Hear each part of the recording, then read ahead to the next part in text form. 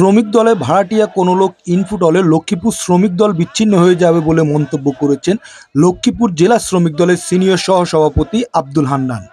আজ ১৩ ডিসেম্বর শুক্রবার বেলা ১১টার দিকে লক্ষ্মীপুর পৌর শহরের উত্তর তেমুনিতে এক সংক্ষিপ্ত বক্তব্যে তিনি এসব কথা বলেন। এ সময় তিনি লক্ষ্মীপুর জেলার শীর্ষ নেতাদের উদ্দেশ্য করে বলেন, লক্ষ্মীপুরের জাতীয়তাবাদী শ্রমিক দলকে বলির পাঠা বানাবেন না।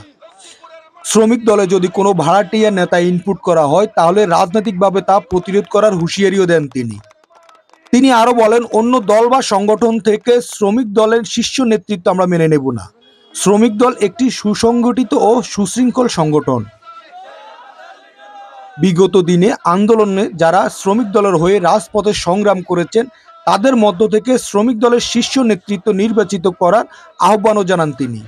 এর আগে লক্ষ্মীপুর পৌর শ্রমিক দলের আহ্বায়ক ও জেলা শ্রমিক দলের সাধারণ সম্পাদক পদপ্রার্থী নুরুল ইসলাম লিটনের সমর্থনে মিছিল করে শ্রমিক দলের নেতাকর্মীরা। গত কিছুদিন থেকে লক্ষ্মীপুর জেলা শ্রমিক দলের কমিটি গঠন করার গুঞ্জন চলছে, তবে বিভিন্ন কারণে তা ঘোষণা করা হচ্ছে না। আজ কমিটি ঘোষণা করার কথা থাকলেও বিএনপির যুগ্ম মহাসচিব ও জেলা বিএনপির আহ্বায়ক শহীদুদ্দিন চৌধুরী লক্ষ্মীপুরে উপস্থিত না থাকায় আজও কমিটি ঘোষণা করা হচ্ছে না বলে জানিয়েছেন জেলা বিএনপি সদস্য সচিব শাহাবুদ্দিন সাবু।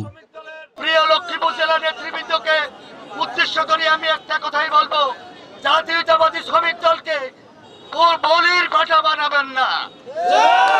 জাতীয়তাবাদী শ্রমিক দলকে বলির পাঠা বানাবেন না। আপনারা যাহা চাইতেছেন যদি তাহা করেন, জাতীয়তাবাদী শ্রমিক দল লক্ষ্মীপুরে বিচ্ছিন্ন হয়ে যাবে। জাতীয়তাবাদী শ্রমিক দলে যদি কোনো ভাড়াটিয়া নেতা আপনারা ইনপুট করেন, আমরা আপনাদের বিরুদ্ধে রাজনৈতিকভাবে প্রতিরোধ ঘোষণা করব। জাতীয়তাবাদী শ্রমিক দল কোনো ভাড়াটিয়া সংগঠন নয়।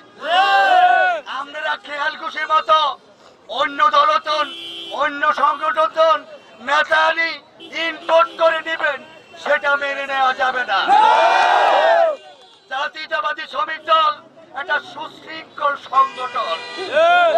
আপনারা এটাকে খেলার পুতুল বানাবেন না, রাজনীতি ধ্বংস হয়ে যাবে।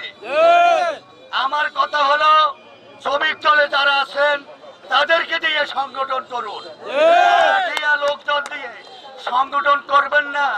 আপনারা কেউ সভাপতি নিবেন, কেউ সেক্রেটারি নিবেন, সেটা নিয়ে রাজনীতি হবে না, সেটা নিয়ে পকেট কমিটি হবে। আপনারা যদি ঐক্যবদ্ধ থাকেন, আগামী দিনে আমরা আমাদের অধিকার চেয়ে নিয়ে নিতে পারবো।